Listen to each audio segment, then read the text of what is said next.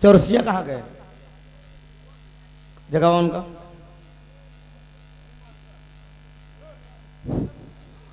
उठावा उठावा सारा पुराना कारीगर सोवत हा तब हर हर होता ही बा। आप लोग जरा देखिए यार, नामी गिरामी बाजा है आपका।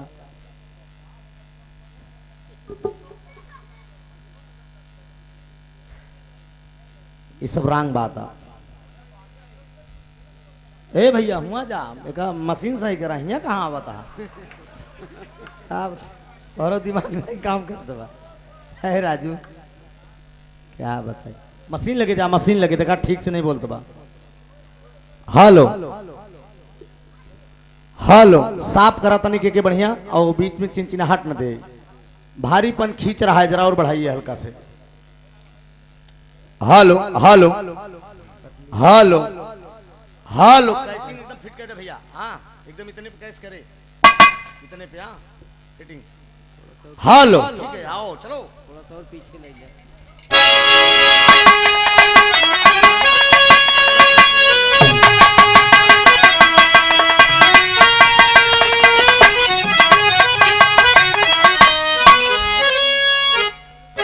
अरे आंख में जो आंसू है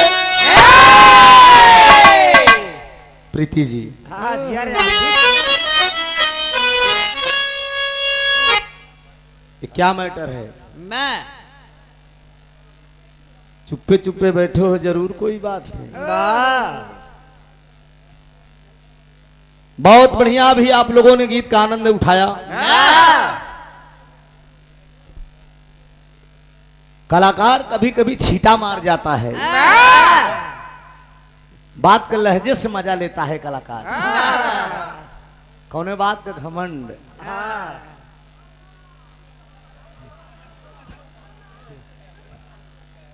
कहो ये बतावा घमंड इनके हो चाहिए कि हमके घमंड हो चाहिए?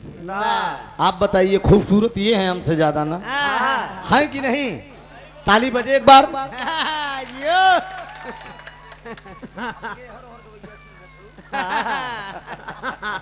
हम त्रिभुवन है, ओहर वाले के ना समझा। मालिक ने नूर बढ़िया। अरे यार हेलो चौरसिया भाई, खोदा खादी कैसे हो यार आज? मैं अंगूठिया जी। हाँ उनको कायदे से बैठने दीजिए तो ठीक से, अर्थ अर्थ लगा दीजिए इसको। मालिक ने बढ़िया नूर आपको दिया है। इनाम और पुरस्कार प्रीति जी सम्मान से मिले, तहस्कार से नहीं। अरे अपमान करके अगर आदमी पुरस्कार दे, इस बात पे मैंने छीटा किया था कि मालिक ने अपार दिया है, कोई कमी नहीं है। तहस्कार करके वो फौजी जवान बार बार डिस्टर्ब करने का काम कर रहे थे। कलाकार हैं हम, सहनशीलता रखते हैं, क्षमता है सब अच्छी। खड़ंजा पक्की जूते की क्षमता बा, इस बात तो मैंने कहा था। बाकी टाटा बिल्ला धीरू भाई अंबानी भी होंगे, उन्हें भी दौलत की कमी है। क्या बात है? क्यों प्रधान जी सही कहते ना भैया? हाँ कौने बात की घमंड? घर द्वार महल अटारी हमारा कहा पगली बार पगल बताओ। हमारा है दूठी बेटवा पर पैदा करे है, रंग रंग फरमाइश सुनहन करत है। हमें नहीं घमंड है, मैं फकीर आदमी हूँ, झोला लेकर चल दूंगा। हेलो बना दीजिए यार ना अंगुरियावा जी भाई है मेरे पास। अरे जन्म किसी और ने दिया, जरा सोचिए, जन्म किसी और ने दिया, पालन पोषण किसी और ने किया, ज्ञान किसी और ने दिया, धन किसी और ने दिया। हमार धन ये भाई लोग क्या कहो? धन तो आप लोगों का है ना, आप ही लोग पैसा दे रहे हैं। हमार काया इस शरीरियो हमार नाया, कुर्बानी देना पड़ता है। ये बॉडी किसी के काम आ जाए। शुरुआत का स्नान कोई और कराता है और आखिरी स्नान भी कोई और कराता है। बीच का स्नान बेकार बह के जान लिया। पैदा होंगे तो के ना हमारी बीच में कितना क्रीम चपोड़ा, लेकिन 56 मेल ये मतलब बात बात जो भी हो, पॉइंट की हो, मार्केन की हो, क्या है मेरा कुछ नहीं है। आइए डॉक्टर साहब बजाई के बाबू सीटी ले रहा है बीच बीच में, सीटी ठीक कर दीजिए। एक बात और बोलेंगे मैं वही बार बार अंगुरिया अर्थ का प्रॉब्लम है क्या? हेलो, ज्यादा डिस्टर्ब अगर ये माइक करे तो उसको उठा के दे दीजिए, समस्या खत्म हो जाए। और कर थसरवा हेर चला है हाँ? बतावा ठेस तगड़ा पड़ता। हेलो चले भैया, चौरसिया भाई लाल टी शर्ट क्या निकाल रहे हैं? कुछ करामात होई कि चली? सुना प्रीति जी बताएं, कहना आज चेला गुरु इकट्ठा हो गए हैं। मैंने तो आप लोगों के बीच में ये कहा कि एक नायाब तोहफा कौशाम्बी जिला में मैंने पैदा किया है। क्या मैंने बुरा काम किया? जरा आप लोग सोचिए है कौशाम्बी के मेरे मुकद्दर के मालिक विराग महारथी श्रोता भगवान मेरे, क्या मैंने गुनाह किया? अगर कौशाम्बी के धरती पे एक कलाकार मैंने पैदा कर दिया तो मैंने कोई गुनाह किया है? मैं तो ये समझ के बनाया कि कौशाम्बी में मेरा एक शिष्य रहे। तो मैंने भक्ति पे इनको मैंने कहा खाली कितना है प्रीति तेरी मुड़ी ऊपर में करा दिखा यार, सुना है ऊपर में करा मुड़ी देखा कितना चेला कैसे हैं जान, ऊपरा देखू तब बताई पगली कितना चेला ऐसे हैं कि देखा सुख सागर का खेला फसिन गुरुआइन चेला से मन न रंगाए रंगाए, कितना कपटी चेला है। इनकी भक्ति पे मैंने कहा कि हो सके माता सरस्वती मेरी कला इन्हें मिल जाए, वो भाव है। तब मैंने ये बात कहा। आपका लहजा कुछ और था, मैं धन्यवाद दे रहा हूं आपको। आइए डॉक्टर साहब।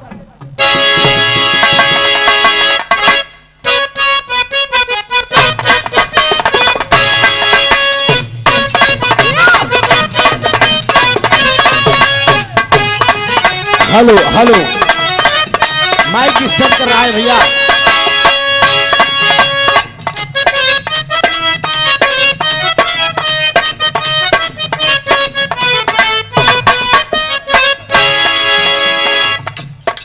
इशारा बा,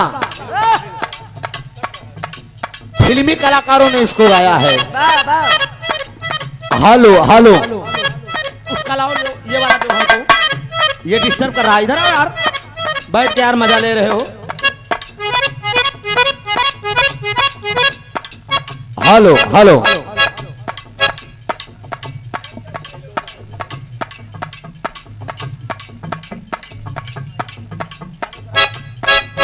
hello hello hello hello hello, को निपोर देबा का यार। Hello hello hello hello hello hello hello, ठीक बोल बना। शुरुआत में जो बोल रहा था सही बोल रहा था। वोल्टेज कम है क्या भाई?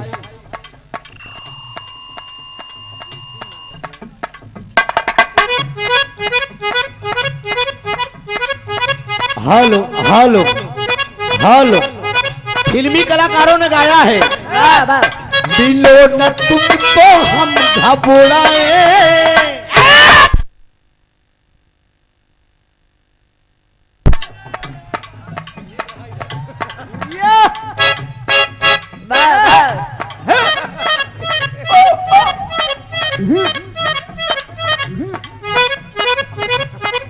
हेलो हेलो, चली भैया चली चली चलो भाई। मिलो न तुमको हम घबराए, मिलो तो आंख चुराए, हमें क्या हो गया है, हमें क्या हो गया है।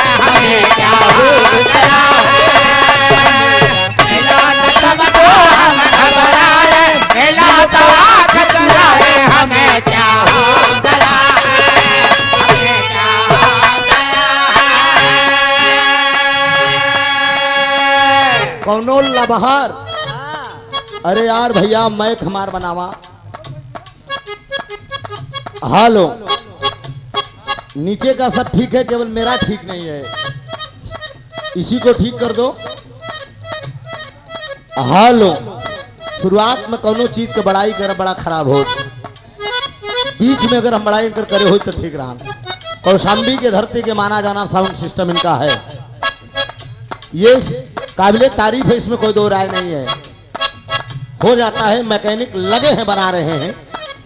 हालो कौनो लबहर अपनी प्रेमिका से कह रहा है, कैसन है हमार जान, नैहर से जब ससुरा गईलू, ए हमार पोपो, ए करेगा, ए जानू, नैहर से जब ससुरा गईलू, कई बजे दिया बुतैलू, भतार संग काका कैलू, भतार संग काका कैलू, भतार संग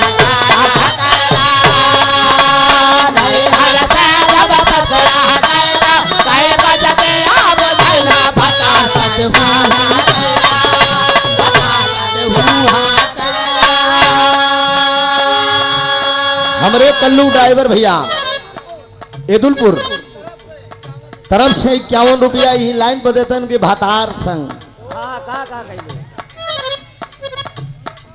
का कैलू हो, हम वही है ना, हम तोहार पुराना लबहर है, आज जब तोहार बियावा हो गए तो कैसे रहा,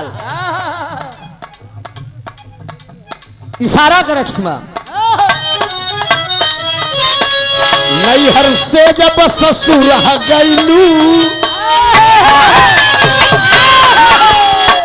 नैहर से जब ससुर गईलू, कई बजे दिया बुतैलू, भतार संग कैलू, भतार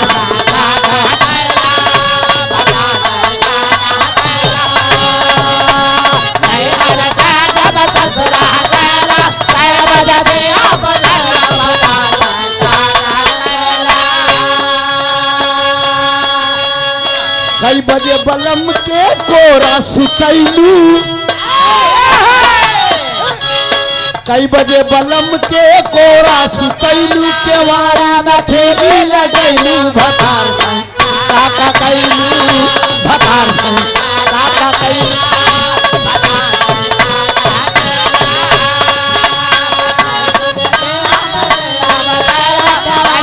ठेली लगैलू, भतार संग काका कैलू।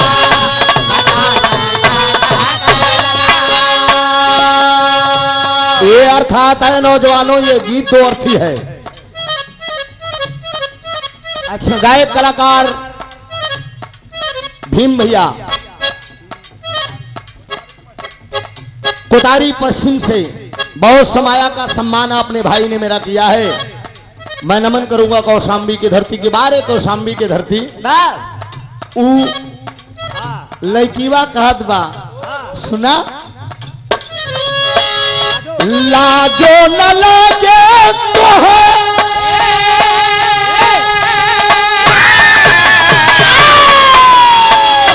लाजो न लागे हो है, पूछ गई जान बात हो, लाजो न लागे हो है, पूछ गई जान बात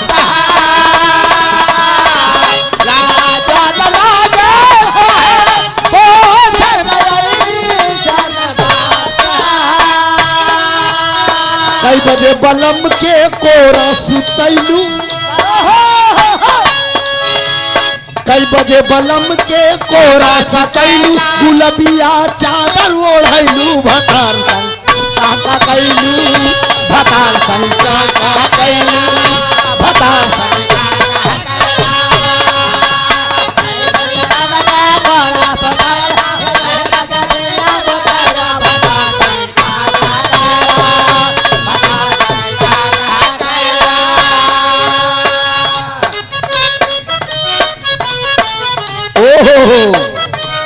कोनो पतिव्रता मेहरारू अपने मर्द के बड़ाई कर दिया। झारस जब बाल सैया जी लागता कमाल सैया जी।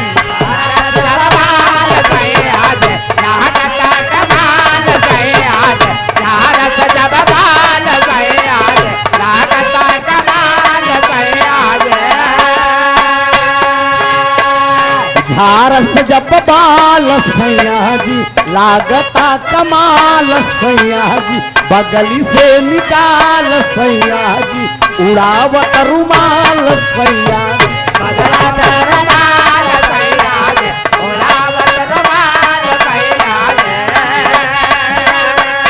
झारस जब बाल सैया जी लागता कमाल सैया जी उड़ावत रुमाल सैया जी। बगली से निकाल सैया पातर कारी हैया डोल है पातर कारी हैया डोल है। नदिया के पीछे जैसे नैया डोले वो सही मोर सैया डोल नदिया के पीछे जैसे नैया डोले वो सही मोर सैया डोले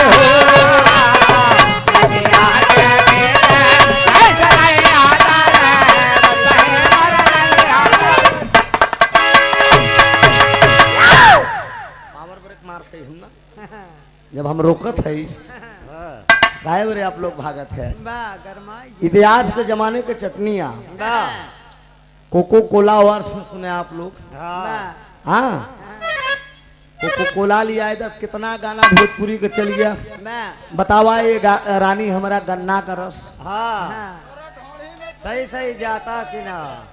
नौजवान जितना है दिखत है। हाँ पुरनकी सुनाई नहीं चंद लौंडे कहा क्या बात है भाई प्रीति जब तू गावत रहूं ए प्रीति सुना जब तू गावत रहूं जब ऐसे करत रहे लड़कियों एकदम अरे एकदम जब फुटबॉल हो रहे होता है आकर्षण पैदा होता है। नौजवानों अभी मैं बुढ़ा नहीं हूँ मैं भी आप लोगों का दर्द समझ रहा हूँ।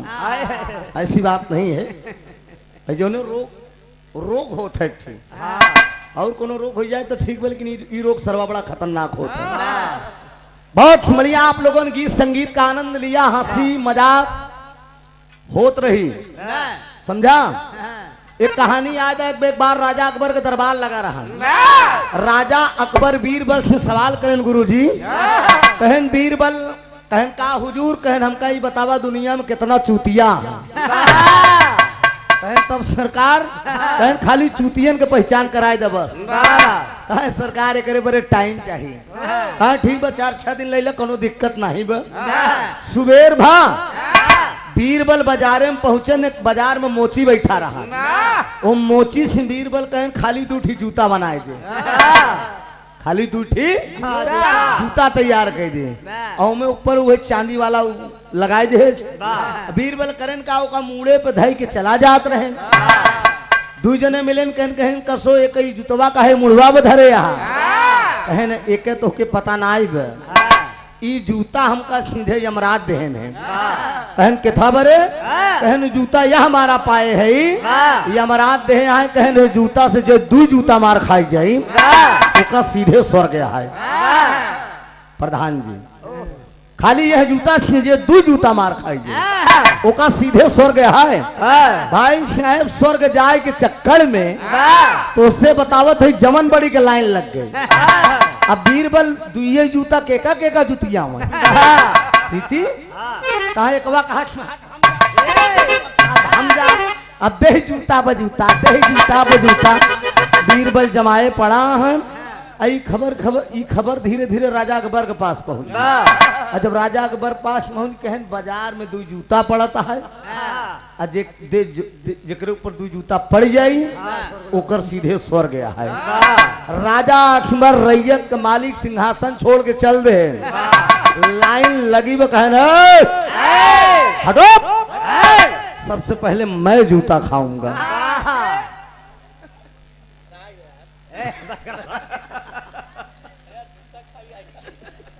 अरे यार राजा अकबर का बात हुआ। हाँ कहे सबसे पहले मैं 2 जूता खाऊंगा। तो इतने में बीरबल देख गए कहे हो रैयत का मलिके चला आवत है।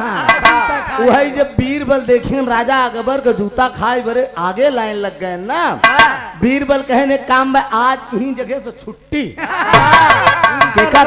अब केका जुतिया ही अब बाकी जूता कल पड़ी समझा। हाथ फिराए लगा हमार जुतिया और जुतिया।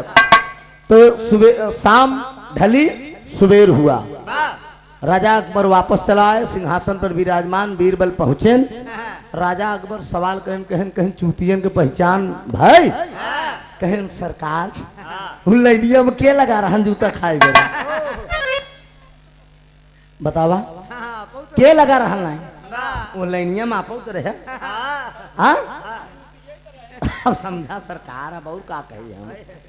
आइए एक बिरहा की प्रस्तुति धार्मिक प्रसंग होगा। मेरी माताएं बहनें भी बैठी हैं। एक मौके के गीत मिल जाए बिरहा का फरमाइश हमारे शिष्य सुरेंद्र का बहन गुरु जी बड़े दिन के बाद ये बिरहवा आप गाए थे। थोड़ा सा कंटेस्ट हो जाए हम के तो बड़ा पुरान बिरहाया लेकिन दद्दा रामाधार के जमाने की लाइन है। और कौशंबी की धरती पुरानी लाइनों को बहुत पसंद करते हैं। बिरहा का खाटी पहचान यही होती है। बाकी यह निकल जाता चिल्लाए के वीर रस कांड में काम तमाम। धार्मिक प्रसंग होगा हमारे जो नौजवान बैठा है चिंता न करे। तुहरो लोग की व्यवस्था है माँ बाप बीच में टेबलेट मिलत रही। हाँ एनर्जी मिलत रही चार्ज होत रहा डाउन बैटरी ना हो। आइए डॉक्टर साहब।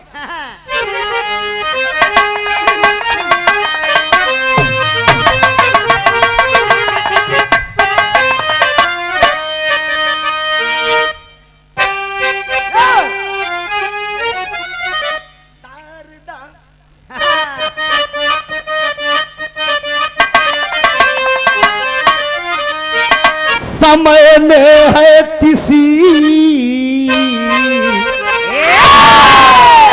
समय में है किसी को अब छोड़ा नहीं। समय के चक्र में सबको आना पड़ा। समय ने ली परीक्षा मुरध्वज की स्वयं सुत पर ही आरा चलाना पड़ा। समय का चक्र राजा हरिश्चंद्र पे डोम के घर पे जीवन बिताना पड़ा।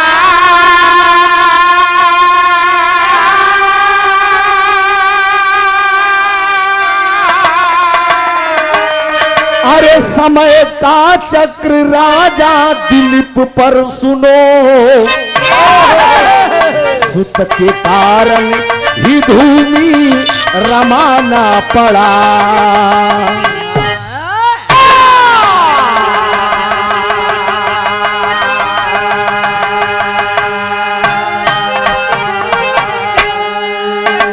एक एक पल इंसान की जिंदगी में बहुत कीमती है। जो आज है मित्रों याद रखना। अरे मेरे मुकद्दर के मालिक मेरे भगवान श्रोता बंधु एक एक पल बड़ा कीमती है। पहले वो जमाना नहीं था। अब लोग पढ़ी लिखी समाज हो गई है। पढ़े लिखे कलाकार भी मंच पे प्रस्तुति करते हैं। श्रोता भगवान भी पढ़े लिखे रहते हैं। एक एक पॉइंट बहुत सोच समझ के मंच पे बोलना पड़ता है कि अगर कोई अल्फाज अगर गलत निकल गया तो श्रोता भगवान पकड़ लेंगे। सोचिए इंसान की जिंदगी कितनी कठिन है और कितनी कीमती है। बहादुर जो जवानी पहले थी अब नहीं है। जो खून पहले था बॉडी में अब नहीं है। तो यार हम आपको चाहिए कि कुछ अच्छा नेक काम करें। तरज के लाइन बा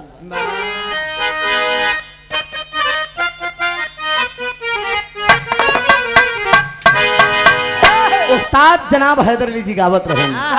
अरे सब कुछ मुझे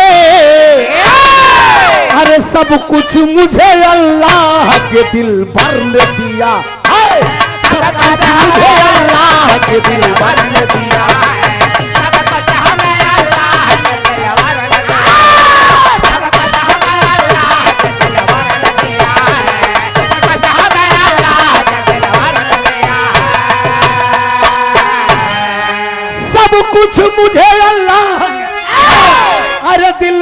ने दिया है,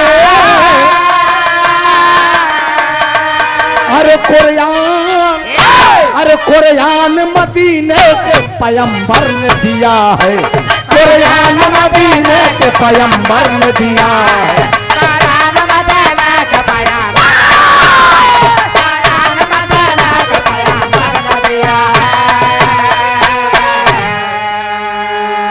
जरा गौर करेंगे दो, लाख इंसान दौलत कमा ले मित्रों, अपार दौलत का ढेर लग जाए, लेकिन मेरी लाइन जो है अडिग है, जरा आप लोग याद रखना कि अरे हर चीज बुरी, अरे हर चीज बुरी लगती है औकात से बढ़कर, हर चीज बुरी लगती है औकात से बढ़कर, हर चीज बुरी लगती है औकात।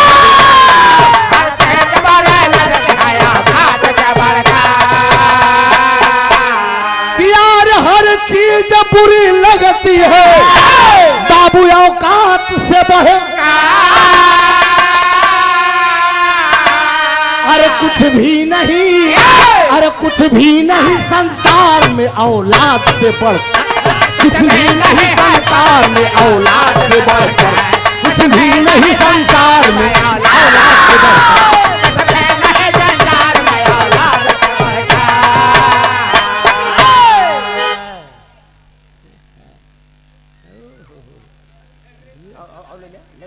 हाँ ले जा, हाँ शाबाश शाबाश चचा, ये हाँ नाम चचा कुछ नहीं, बेनाम बादशाह खाली ये कव्वाली की लाइन पे दे रहे हैं, ये उस्ताद की लाइन पे दे रहे हैं ना दोस्त। हैदर अली जुगनू साहब एक जात के मुसलमान जरूर थे। एक बात मैं बता देना चाहता हूँ, गवैया का हमारा अंदाज कि अगर पूरे जिला में मिलाए दे तो कम कम 50 ट्रक कम पड़ जाएगी, 4-6 हजार ट्रक कम पड़ जाएगी। सही कहा कि सोचिए, बहुत सुनाया का पुरस्कार आपने देकर सम्मान किया इस कव्वाली पे, बहुत बहुत वंदन है, अभिनंदन है आपको, सलाम कबूल हो, दुआ दें हम बच्चे अपने फन में सदा कामयाब हों।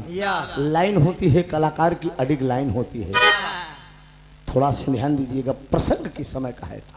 भगवान राम पैदा नहीं है, उसने आगे की ये गाथा है, अयोध्या की कहानी है।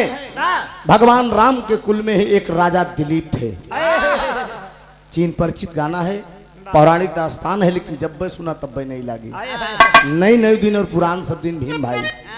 सोचा पुरानी में कितना दम बा। राजा दिलीप का चौथापन लग चुका है, महल में बाग बगीचा सब कुछ है, किसी प्रकार की कोई कमी नहीं है। दुनिया एक मेहरारू रखे, राजा दिलीप 2 मेहरारू रखे, और दोनों मेहरारू को बुलाए कि एक दिन कहत कहाँ है,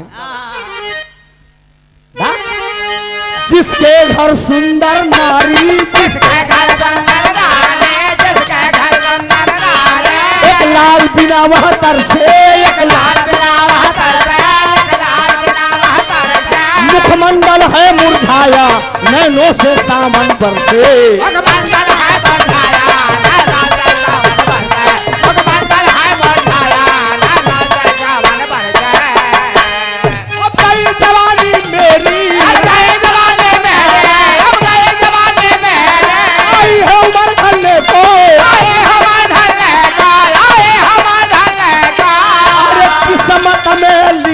विधाता केवल अब हाथ मलने को। बाप रे बाप, राजा दिलीप को चौथापन लगा, जमानी चली गई हरे हर में, 2 मेहरारू दोनों रानी के बुला लेने कहता नहीं हिया आवा, कितनी बढ़िया बढ़िया टिकुली लगाए लगाए बैठी है, लाली लिपस्टिक लगाए लगाए, कहें का बात राजा साहब, कहीं नहीं बतावा, महल में बाग बगीचा सब कुछ है, लेकिन एक लड़किया बरे हम तरसी।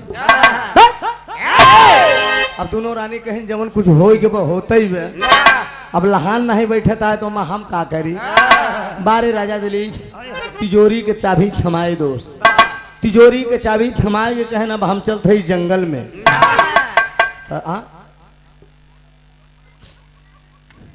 क्या करते हैं? अच्छा मस्त है, लड़कियां है ना, अभी बचपना है। ए प्रीति, कौनो समय तुम ऐसे करते रही हो? हम हूँ करते रहे हम तो अच्छे करते हवा कीड़ा निकाल बचपना ऐसा होता है। अभी इनको ज्ञान नहीं है, बच्चे हैं। हाँ अभी दर्द वही जान सकत माइन बाप जान सकत है। अब एक हम समझत है ना, हमार नान नान का देला इसे रहे न। हाँ पापा ई काया पापा ऊ काया ई बेटवा गाल आता है बतावे पड़ा सब जान ला सब बढ़िया ट्रेंड करे पड़ा ताकि फेल न हो। ध्यान दा बोल दिए तो बात तो प्रीति है कि थोड़ा से आप सबके मनोरंजन के हिसाब समझा चाहे ज्ञानवर्धक बात समझा। ध्यान दे आप तिजोरी के ताबी थमा दिए। मैं जंगल में जा रहा हूँ। रानी कहा कि था बरे कहा हम तपस्या करे जाते। हर जगह लाइन बताता है।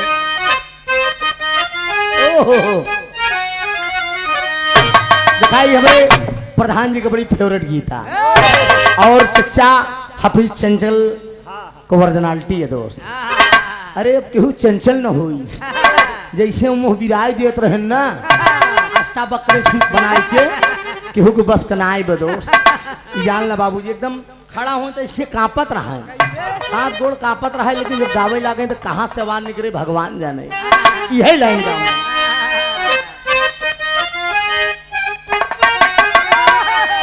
कहे हम गवनवा नहीं जा अरे हम गवनवा नहीं जाब कि हम गवनवा नहीं जा। अरे नई नई प्रीता लगाला आहिरा नवा हम गवनवा नहीं जा। नई नई प्रीता लगाला हम गवनवा नहीं जा। नई नई प्रीता लगाला आहिरा नवा हम गवनवा नहीं जा। हम गवनवा नहीं जा। हम गवनवा नहीं जा। हम गवनवा नहीं जा। नई नई प्रीता लगाला आहिरा नवा हम गवनवा नहीं जा।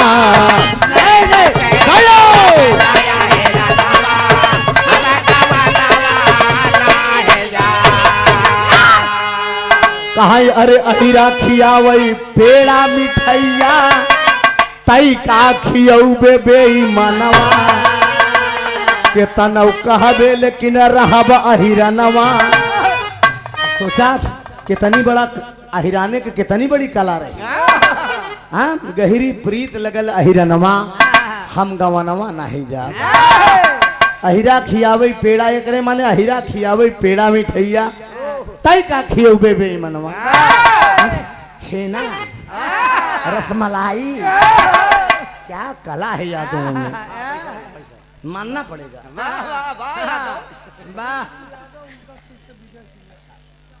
गायक कलाकार भीम सिंह यादव जी, उनका शिष्य विजय बहादुर विजय सिंह अच्छा विजय सिंह यादव। अच्छा भैया भैया हम इधर रोक दिए सिंह लगा रहा ना सिंह तरीके के दूसरे। हाँ समझ ले आप सब।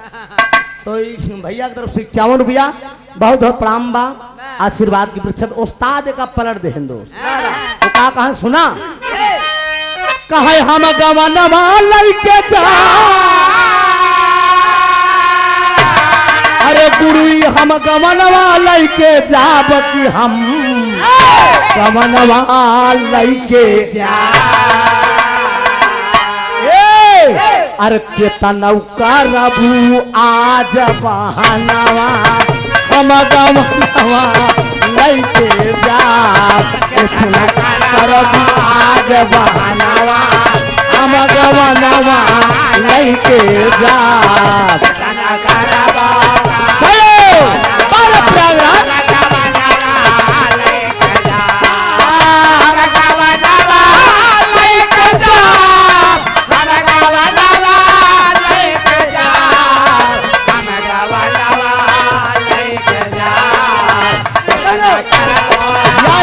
चंचल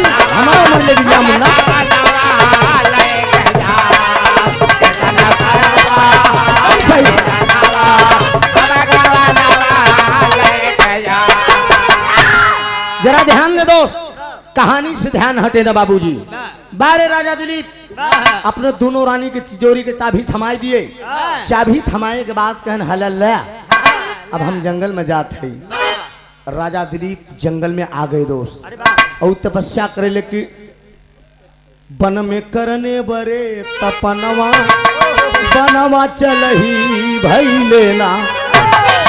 बियाबान जंगल में जाकर बाबूजी धूमी रमा लिए। ओम भगवते वासुदेवाय ओम भगवते वासुदेवाय नमः। गोविंद दयालनाथ अखंडी अनादिया आदित्य जन्मा अनंत शक्ति। द्वादश मंत्र का जाप शुरू बा। आई बढ़िया तपस्या करते हैं राजा दिलीप। दोनों रानी अपने मन में विचार करें कहन दुल्हा हमार तपस्या करते हैं। अब हम दोनों जन ही जंगल में रह के का करब। चलब कम से कम उनकर सेवा करब हो सके कुछ मेवा। और दोनों रानी चल दीन दोस्त। आज जब दोनों रानी चल दीन तो हर से भृगु मुनि चलावत रहे। अब भृगु मुनि के देख दोनों रानी राजा दिलीप के कहन मुनि जी तो मुनि जी आशीर्वाद देते हैं कहन पुत्रवती भाव पुत्रवती कहनी यही बात को तो मतलब यही व्रत हमारे दुल्हा चला गए।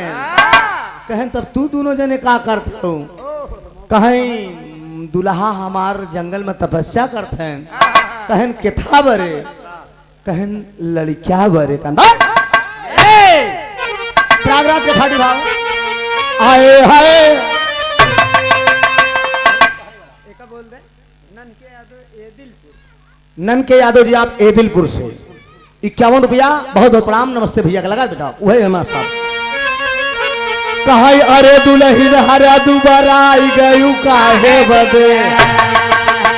अरे दुल्हन दोबारा आई गयू काहे बदे। उहई बेटवई बिना दोबारा आई गयू काहे बदे। बेटवई बिना दोबारा आई गयू काहे बदे। यही हो अरे बाबू राम जी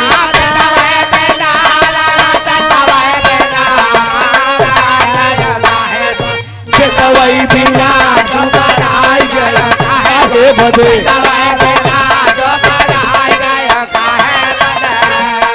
ओहर राजा साहेब तज के गईले महलिया। ओहर राजा साहेब तज के गईले महलिया। तू ही दूनौ रानी धैलू बनवा कई डगरिया। तू ही दूनौ रानी धैलू बनवा कई डगरिया। अरे हमसे बतायू नहीं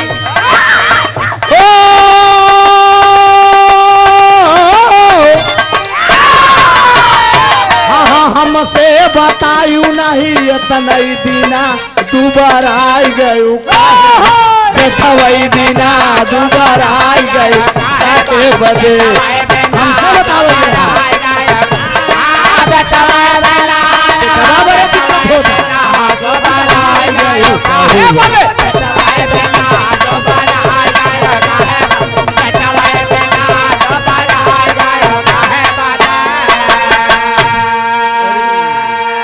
अरे बाप रे बाप भृगु मुनि कहन बेटवा बरे तना तू परेशान हो।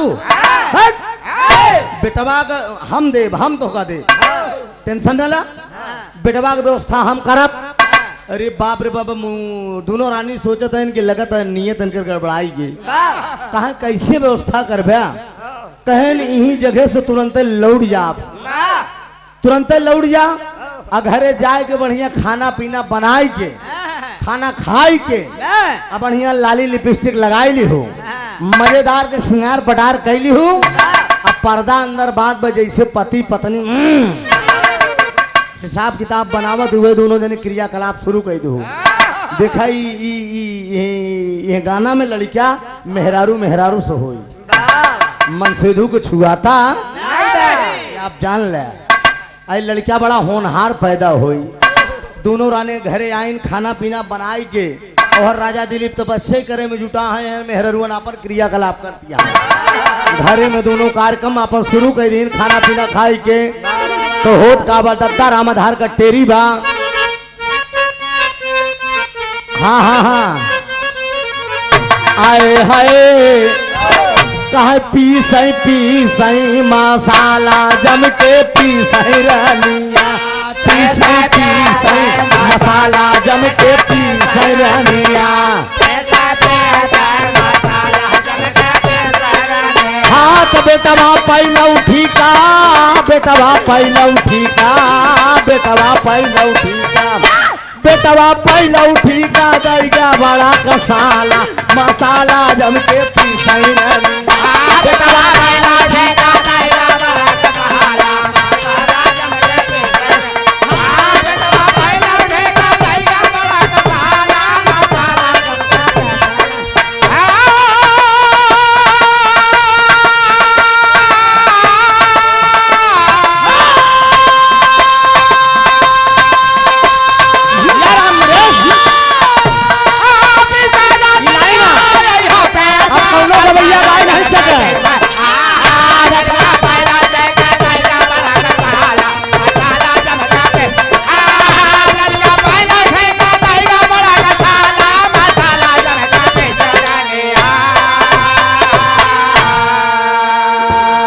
लड़किया पहल बेटवा पहले उठी का दैगा बड़ा कसाला मसाला जम के पीसे रहनी है। इस लाइन पे आप पूजनी गुरुजी आप रोशनलाल यादव जी मास्टर साहब 100 रुपया का पुरस्कार इस लाइन पे दिए हैं। पाव लगे आशीर्वाद दें, हम बच्चे अपनी कला में कामयाब हो। भैया हमारी तरीके बैग साफ ही रखे, साफ कम बोलत बद हल्का से पतला ही रखे, झंझराहट न मारे। ये बतिया ध्यान दे दोस्त पीछे से बड़ा प्रसाद रूपी पुरस्कार कार्यक्रम के अग्रज हमारे पूजनी बड़ा मान सम्मान मिलता है आदरणीय मान सिंह यादव प्रधान जी थामा अलावलपुर से। दुनिया में बहुत प्रधान प्रीति टहर के देखे हो बतिया मारत हूँ लेकिन दूसरे हिसाब से मार देते हूँ। कहूँ अब प्रीति बताएं कहीं फोन पहुँच जाए प्रधान जी चाहे जौने गवैया के लिए, मैं आपको भी धन्यवाद दूंगा। प्रधान जी के भावनाओं को आप भी कदर करती हैं। दुनिया का कोई भी कलाकार हो, हर कलाकार प्रधान जी की भावनाओं को कदर करता है। जो एक बार प्रधान जी से मिल लेगा और इनके सानिध्य में अगर प्रोग्राम कर लेगा, हमार बात दिन करा हमका तो 10 साल होगी। भगवान जाने माता सरस्वती इस बात की साक्षी है। दो हमका 10 साल हो गया थामा अलावलपुर में गावत। होली के ठीक दूसरे दिन प्रधान जी के दरवाजे पे कार्यक्रम होता है। 4-4, 5-5 गवैया रखा थी। हम प्रधान जी से दाएं मोबाइल पे पूछे, हम कही बतावा तू अपने मर्जी से हमका बुलावत है कि लोग कहा थी नहीं यार, जब चर्चा होती तो सब लोग कहते चाहे 10 गवैया बोला लेकिन त्रिभुवन को जरूर रखना। हमके कहे ये कहा टक्कर कटता है सरोजवा से मजा आ जाता। हम गवैया है जहां जैसा तहां तैसा ना बूझे तो मरद कैसा कहो, जहां जैसे चढ़वाओ तो चढ़ ले। अच्छा गाना में कहूँ ना समझा आप, गलत अल्फाज नहीं बोलने का। गाने में जहाँ जैसा भाव कलाकार प्रस्तुत करता है उसी ढंग में डल जाते हैं। 500 रुपया का पुरस्कार प्रधान जी की तरफ से कमल चरण में नमन है। आशीर्वाद दे हम बच्चे अपनी कला में कामयाब हो। उस्ताद एक लाइन गावत रहे, तोहरे बुरका फारब ओनहु का घंघरवा दुलारवा झरबई अरे झरबई झरबई दुलारवा दुई नौ जनता झरबई झरबई झरबई दुलारवा दुई नौ जनता झरबई। हैदर उस्ताद गावत रहे, तोहरे बुरका फारा तोहरे बुरका फारा तोहरे बुरका फारा तोहरा बुरका फारा ओनहु का घंघरवा दुलारवा दुई नौ जनता झरबई तोहरा बुरका फारा ओनहु का घंघरवा दुलारवा दुई नौ जनता झरबई। तोहरे बुरका फारा, बुरका मतलब का समझता है? तोहरे बुरका फारा, बुरका मतलब पाकिस्तान और घंघरा मतलब चीन। यहाँ से कोरोना है साला। तब तोहरा बुरका फार पाकिस्तान का बुरका फाट दो और चीन का घंघरा। ये उस्ताद का लाइन लिखी रही कि तोहरा बुरका फारब ओनहु का घंघरावा दुलारावा तू नौजन का झरब। हिंदुस्तान दोनों रानी आपस में संभोग करना शुरू कर देती हैं। दोस्त गद्दा रामधार का झूमर लग गया।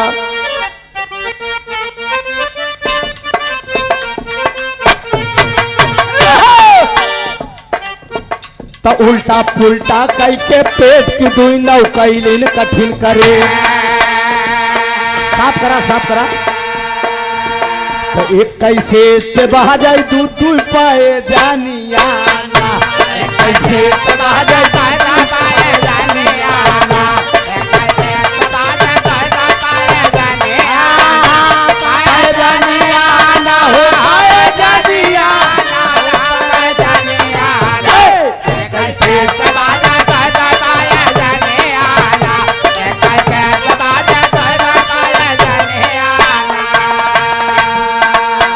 तो एक ही ऊपर एक ही नीचे कौनो फर्क पड़ा था ना। गाड़ी खींचे जात बा मुनिवर का बचानिया ना। गाड़ी खींचे जात बा मुनिवर का बचानिया ना। हेलो हेलो छूटई लगा पसीना माथे दुई नौ थक गई एक साथ। छूटई लगा पसीना माथे दुई नौ थक गई एक साथ। हाथे तबौन लागल तिल भर सोना चानिया ना। हाथे तबौन लागल तिल भर सोना चानी। साफ करो बाबू साफ साफ करो। सोना चानिया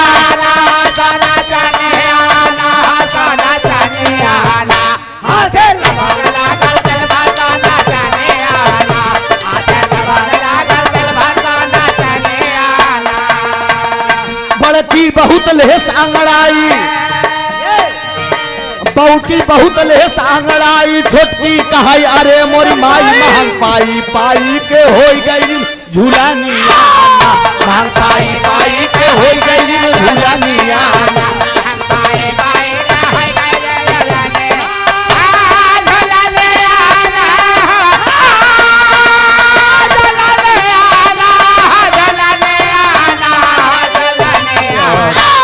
पाई पाई के होई गई झूलानिया ना। महंग पाई पाई के होई गई। आदरणीय सत्यनारायण यादव जी यहीं के निवासी हैं। 101 रुपया का पुरस्कार पाँव लगी। दोनों रानी आपस में करके बाबूजी हिसाब किताब बना लिया। बड़की के रज निकला भाई छुटकी के तनगवा समाई। सगर अंगहाई झरगी सफल भई जिंदगनिया ना।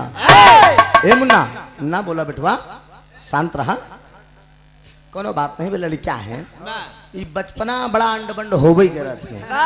समझा आबा देखा ए ते गुटका खा देगा हाँ लागत बा ओट झुराना है तो ओट जो लड़किया बचपन में खाते उनको ध्यान दो ओट झुराई जाता है। सब बात ज्ञानवर्धक का ध्यान दा। बड़ी रानी करत छोटी रानी करत जाए के बड़ी रानी के प्रवेश नहीं जाए। और बाबूजी मामला धीरे धीरे इहर उहर हो गया। आए हाय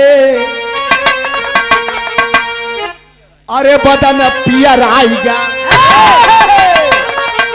अरे बदन पियर आएगा वही गोर होइगा भारी। बदन पियर आएगा गोर होइगा भारी। बदन पियर आएगा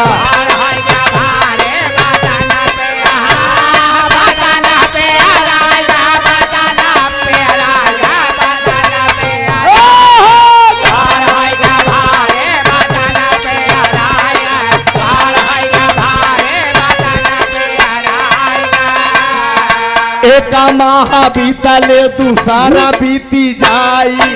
एक माह बीतले दूसरा बीती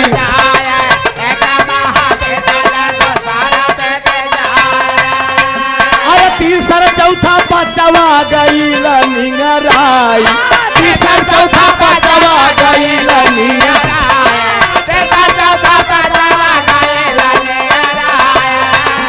अरे छठे महीनवा में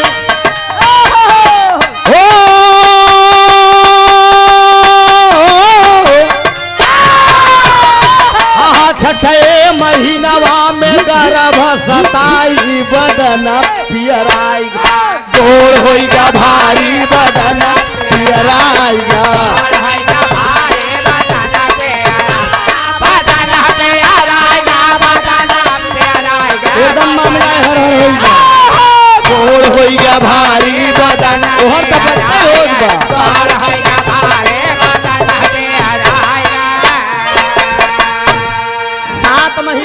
गया, 7 महीनवा में रहा नहीं जाई, 8 महीनवा में गर्भ कहा अरे नवे कविता दई, अरे होई गे ललना हजारी बदन पियर आई जा।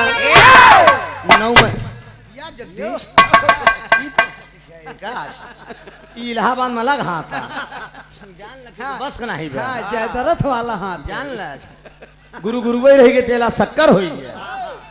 ध्यान दे दोस्त, 9 महीना बीते के बाद एक लड़का पैदा हो गया और राजा दिलीप और तपस्या करता है, मन से धू घरे नहीं मेहरारू का लड़का हो गया। लहरी उस्ताद एक कैसेट गाए रहे कि बनायु बा किनारा सुंदर एक ललनवा लेकिन ईमानवा बचा के सुंदरी, लेकिन ईमान भी बचना चाहिए। एक लड़के रहा है, बगीचा रहा है, इनारा रहा है। अब वह राजा दिलीप तपस्या करता है, हिया लड़का हो गया। राजा दिलीप तपस्या करे में जुटा, धीरे धीरे 2 साल का दिन बीत गया और लड़का मासे को लोथड़ाई रहा, जहर मीच खून के लेटाई दे हो रही पड़ा रहा है, तनके करे अंदर हड्डी उड्डी रहबन में, चूंकि औरतों के संभोग से हुआ था, रजरस में वो लड़का हुआ था, केवल मासे को लोथड़ा रहा। दोनों रानी आपस में विचार करके का करबई का कर, एका लई चलते ही भृगु मुनि के कुटिया के पीछे लटाए के चली आओ। भृगु मुनि के कुटिया के पीछे जब लटाए के चली आई तो भाई साहेब कुटिया के पीछे वो लड़का पड़ा के हाँ कर मासे के लोथड़ा तरह भाई भैया दाढ़ी वाले, हेलो क्या है आप बच्चे के साथ आप क्यों लग रहे हो? आप यार शादी ब्याह हो चुका हो, 1-2 लड़किया के बापो हो चुका हो गया, हाँ 10 लड़कियां हैं तो बड़ी तरक्की करे है, इतनी उम्र तो भाई झुरा नहीं गया है। भाई इंडिया की टीम करता है जब सर हाथ उठिए और कहले बस ए बाबू हर लड़का पड़ा बा इतने मोहर से अष्टावक्र मुनि चलावा था। अष्टावक्र मुनि भाई साहेब एका जाल 8 टेढ़े के रहे नहीं,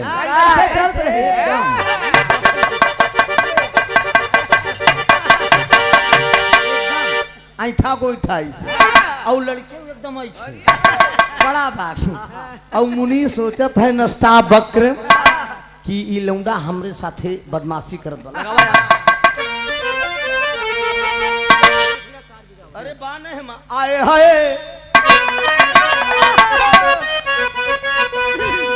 अरे देख लिया सार बिरावत, देख लिया सार बिरावत, मुनि जी सोच लगे न मन मार, देख लिया सार बिरावत बा। मुनि जी सोच लगे न मन मार, देख लिया सार बिरावत बा। मुनि जी सोच लगे मन मार, देख लिया सार बिरावत बा। मुनि जी सोच लगे मन मार, देख लिया सार बिरावत बा। हमरे बलवंत सिंह भैया की तरफ से 60 रुपया बहुत बहुत प्रणाम, आशीर्वाद की परीक्षा है।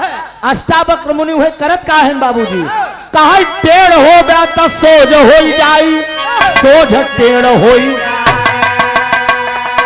अरे ये तना कही के मुनिवर जी, अरे अब देहाले मंत्र जमाई, देख लिया सार बिरावत बा। ललिका के अब बन गया काम, देख लिया सार बिरावत बा। लड़का गुरुजी टेढ़ रहबई बे, श्राप आशीर्वाद दोनों लहाई दे, कहे अगर टेढ़ हो बे आज से टना टन हो जाए बे, आ कहूँ टना टन हो के हम कैसे करते ऐसे रह गया बे, का जाने रहा श्राप आशीर्वाद दोनों लहाई दे दो और लड़का टेढ़ रहबई बे, मासे को लोथड़ा रहन, मेहरारू मेहरारू के संभोग से भरा हन, और भाई साहब एकदम हड्डी आएगी एकदम टाइट हो गया। ए बिटिया ए बिटिया माँ भैया ना आजा मौत पप्पू ना बिटिया ना सवेरे तो का टाफी दे, हाँ लेकिन बोला दिन अरे वाह देखा पगली लोट ही गई, हमका टाफी मिली। शांत करावा इनका जो बालक बोल बयार जौनी कार्यक्रम में लड़कियां बैठ जाए वो होबे करते हैं। बस बस ए नन की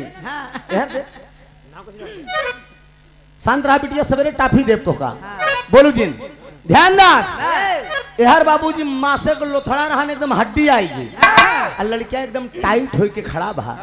अष्टावक्र मुनि और भृगु मुनि को चरण स्पर्श किया। दोनों जने लिया के राजा दिलीप के घरे आए।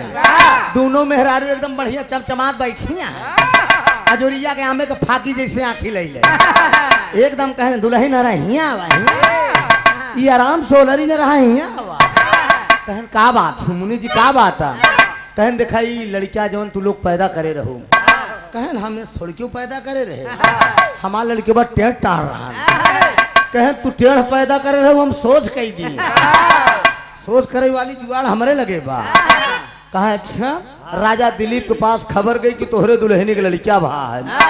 राजा दिलीप दौड़ के आए बाबूजी भृगु मुनि से पूछने लगे कि मुनि रानी से पूछे थे कि बच्चा कैसे पैदा हुआ। भृगु मुनि बता दिए कि मेरे आशीर्वाद से लड़का हुआ है। तुम्हारी रानियां निर्दोष है कोई दोष नहीं है न कोई कलंक है इनके ऊपर। पकड़ को कर बाहर नोचता है बोल दिए कहा सुनो राजन तुम्हारी रानी का कोई दोष नहीं है। वही राजा दिलीप गाना एकदम करीब है दोस्त केवल 5-7 मिनट का प्रसंग और बचा है और आखिरी निष्कर्ष क्या निकलेगा। राजा दिलीप भृगु मुनि से बोल दिए कहन मुनि जी अगर तोहरे आशीर्वाद से ही लड़का पैदा भा तो यह लड़का का नामकरण आप ही करबे। वही राजा दिलीप के सामने भृगु मुनि बोल दिए कि राजन ये लड़का मेरे आशीर्वाद से पैदा हुआ है। औरतों के रजरस से ये बालक पैदा हुआ है। मेहरारू के भग भग से लड़का पैदा हुए इसलिए इस बालक का नाम जाकर मैं भगीरथ रख रहा हूं। जरा विचार करिए दोस्त उसी लड़के का नाम जाकर भगीरथ पड़ा और जब भगीरथ उस लड़के का नाम पड़ गया राजा दिलीप की जो दोनों औरतों से पैदा हुआ था तो अष्टावक्र मुनि बगल में खड़ा है कहन मुनि जी मेरे बच्चे के हाथ की रेखा देखकर बताइए ये भागीरथ आगे चल के कुछ तरक्की कर पाएगा कि नहीं। अष्टावक्र मुनि बताते क्या है राधे श्याम का भाव लग गया।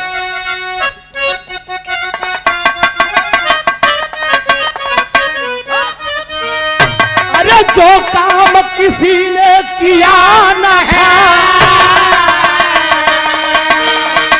जो काम किसी ने किया न था कोई नहीं से कर पाएगा कोई नहीं से कर पाएगा वह काम करेगा राजकुमार त्रिभुवन में नाम कमाएगा वह काम करेगा राजकुमार त्रिभुवन में नाम कमाएगा।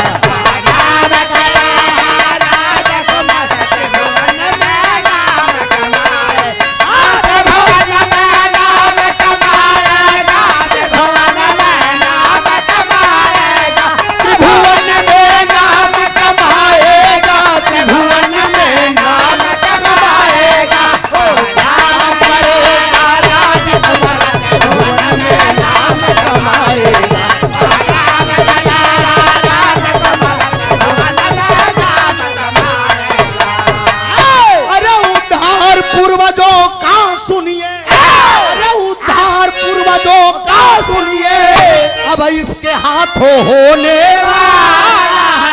अरे उद्धार पूर्वजों का सुनिए अब इसके हाथों होने अरे संसार का बेड़ा इस बालक के हाथों करने वाला संसार का बेड़ा इस बालक के हाथों करने वाला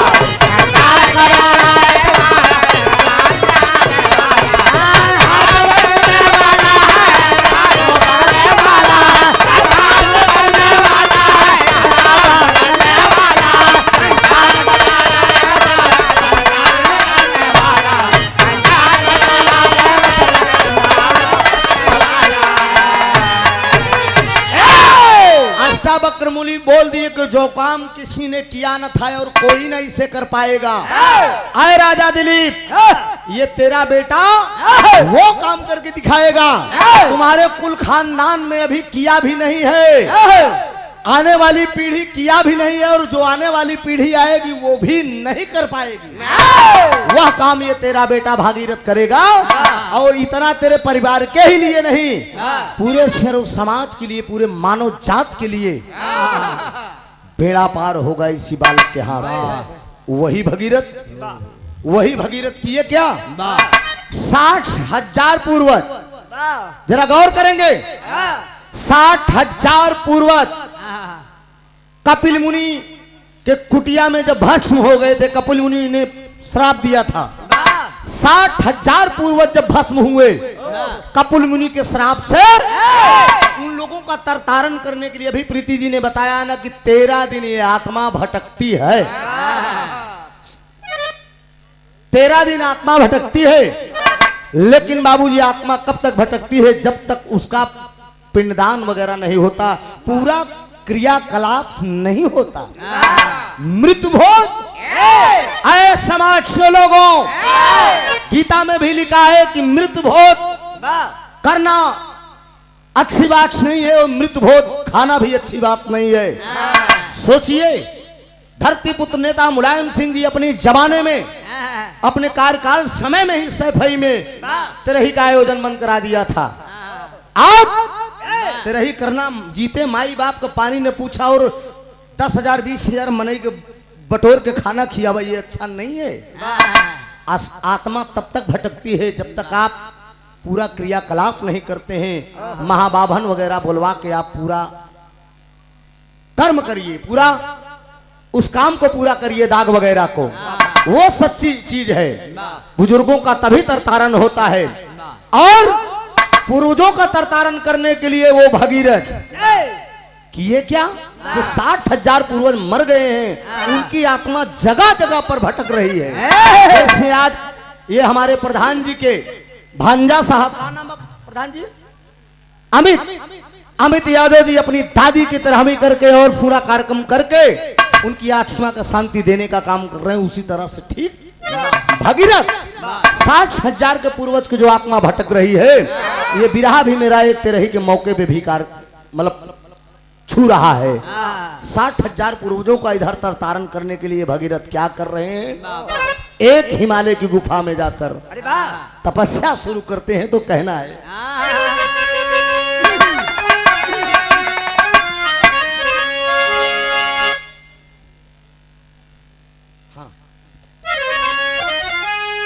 अरे घोर भगीरथ के तप के, अरे बरदनवा दुनिया जानिया, अरे घोर भगीरथ के तप के बरदनवा दुनिया जानिया, अरे धरती पे गंगा का भाई अवंगा दुनिया के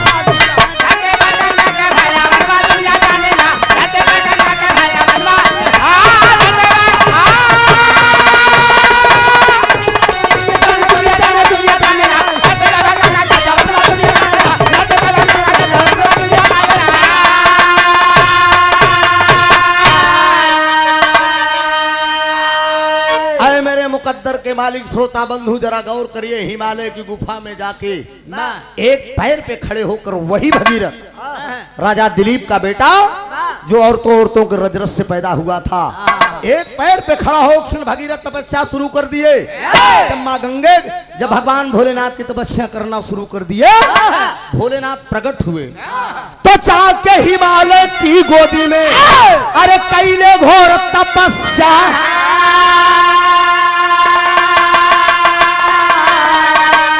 अरे प्रकट हुए ब्रह्मा जी बोले अब तोहरा का मन समस्या,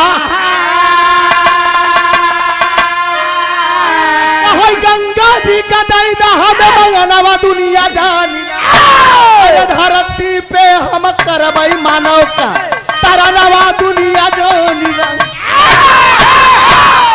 जरा सोचिए, ब्रह्मास्त्र ने बोल दिए अपनी कमंडल से गंगा जल को छोड़ दो, मैं ले जाऊंगा धरती पे।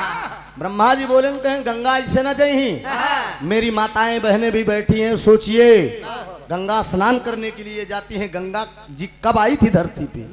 ये ब्रह्मा जी के कमंडल में थे। भगीरथ गंगा जी को ले आने का प्रयास कर रहे हैं मृतलोक पे। कहा छोड़ दीजिए। ब्रह्मा कहें छोड़ दे धरती फाट जाई, धरती चरचरा के फट जाई। कहें तब कैसे हो? कहें शंकर की तपस्या करो, वो अपने जटा में ले सकते हैं। भोलेनाथ की तपस्या किए, भोलेनाथ अपनी जटा में लिए, जटा में लेने के बाद ऐसे एक बाल उलझे। जब एक बाल उलझे तो भगवान भोलेनाथ भगीरथ से बोलो कि अरे भगीरथ जाओ, आगे आगे तुम जाओगी, आगे आगे तुम जाओगे और पीछे पीछे गंगा जाएंगी। जहां जहां तुम्हें गंगा को ले जाना हो वहां वहां तुम गंगा को ले जाओ। आगे आगे भगीरथ चल दिए। कहां कहां भगीरथ गए और कहां कहां गंगा जी गए। गायक भीम सिंह, आप उनके शिष्य विजय सिंह यादव जी, 100 रुपए का पुरस्कार देकर आपने मेरा सम्मान किया है। मंदे जिंदगी शुक्रगुजार हूँ। बहुत बहुत धन्यवाद बाबूजी के, कोट कोट सा नमन। बढ़िए शांति से विजय बाबू। अभी लाइन कुछ और चल रही है, दिमाग कहीं और कंप्यूटर की तरह दौड़ रहा है। कहानी अधूरी ना छूटे। यार कलाकार हो, छेड़ना नहीं चाहिए। भाव में कलाकार कहीं डूबा है, तुम हटाना चाहते हो जाएगा।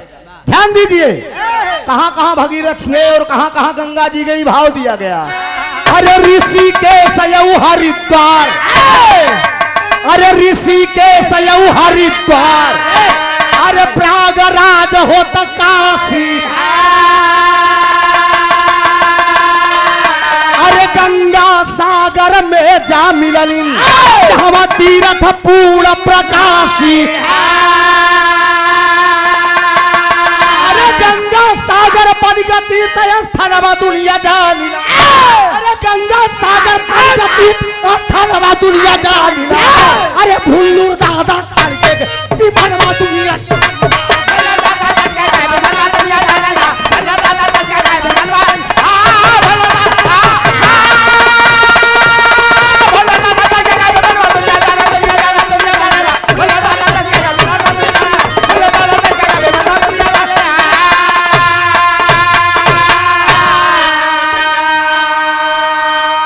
सबसे पहले भगीरथ ऋषिकेश गए, ऋषिकेश के बाद हरिद्वार गए, जहां पे धरती पुत्र नेता मुलायम सिंह के अस्त कलश लेकर माननीय अखिलेश जी गए थे।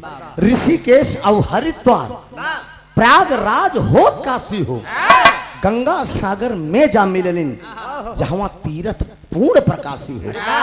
सब तीर्थ बार बार, लेकिन गंगा सागर एक बार। यहाँ तक माँ गंगे गई, हरिद्वार में जाकर समाहित, गंगा सागर में जाकर समाहित हो गई। गाने का यही भाव था। गंगा जी मृतलोक पर कब आई, भगीरथ पैदा कैसे हुए, और दो औरतों को रजस से भगीरथ की उत्पत्ति और एक देवी की उत्पत्ति गंगा जी इस धरती पे कब आई। अब प्लस मेहरारू मेहरारू से लड़किया की उत्पत्ति, भगीरथ की उत्पत्ति, मेहरारू मेहरारू से एक बालक की उत्पत्ति, और उसके साथ साथ एक देवी की उत्पत्ति।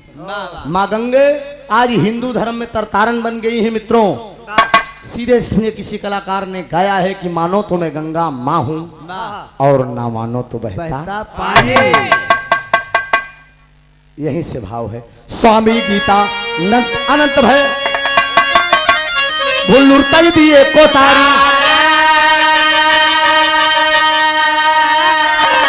रावधार हैदर अली जुगनू गईले स्वर्ग,